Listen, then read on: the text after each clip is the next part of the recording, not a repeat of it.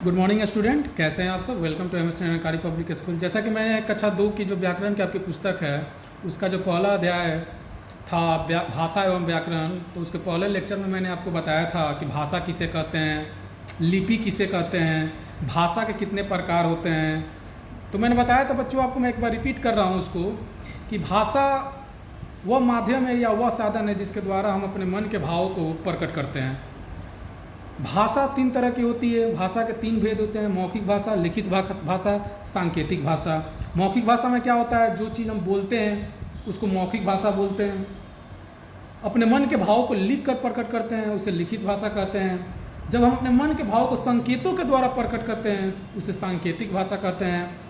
ठीक है। लिपि में मैंने आपको क्या बताया था बच्चों, भाषा को लिखने के लिए जिन जिन ध्वनि चिन्हों को प्रयोग किया जाता है उसे लिपि कहते हैं। जैसे हिंदी देवनागरी लिपि में लिखी गई है, पंजाबी गुरुमुखी लिपि में लिखी गई है, अंग्रेजी रोमन लिपि में लिखी गई है, बांग्ला भाषा बंगला लिपि में लिखी गई है, मराठी भाषा देवनागरी लिपि में लिखी गई है।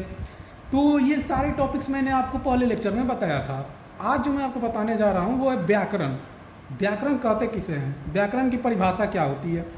तो बच्चों, किसी भाषा को ठीक ठीक लिखने और बोलने का ज्ञान कराने वाले विशिष्ट ज्ञान को हम लोग व्याकरण कहते हैं। संसार की प्रत्येक भाषा का अपना व्याकरण होता है। किसी भाषा के व्याकरण का ठीक ठीक ज्ञान होने पर ही कोई व्यक्ति उस भाषा के प्रयोग में दक्ष हो सकता है। यहाँ बात भी ध्यान में रखनी चाहिए कि भाषा का निर्माण पहले होता है, उसके बाद उसका व्याकरण बनता है। भाषा से व्याकरण बनता है, व्याकरण से भाषा नहीं बनती है। फिर भी संसार की प्रत्येक भाषा को व्याकरण की आवश्यकता होती है। यानी हम कह सकते हैं कि कोई भी भाषा जो है वो व्याकरण के बिना अधूरा है। व्याकरण के बिना हम कोई भी भाषा को शुद्ध रूप में नहीं बोल सकते, इसलिए व्याकरण की जानकारी होना बहुत जरूरी है। जैसे मैं एक वाक्य यहाँ पे बोल रहा हूँ कि यह जाता बालक है स्कूल प्रतिदिन, क्या यह वाक्य सही है? नहीं सही है। क्योंकि यह जाता बालक स्कूल प्रतिदिन सेंटेंस, ये जो वाक्य सुनने में हमें क्या लग रहा है, गलत लग रहा है। लेकिन वही मैं बोलूँ कि यह बालक प्रतिदिन स्कूल जाता है तो यह वाक्य क्या हुआ, शुद्ध रूप में हुआ। ठीक है। ऐसे ही बहुत सारे वाक्य हैं जो आप बिना व्याकरण के जानकारी की गलत या अशुद्ध रूप में बोलते हैं। तो बच्चों, आप व्याकरण का सही ज्ञान रखिए, उसे पढ़िए, ताकि आप किसी भी वाक्य को शुद्ध रूप से, शुद्ध ढंग से लिख सके, बोल सके, पहचान सके।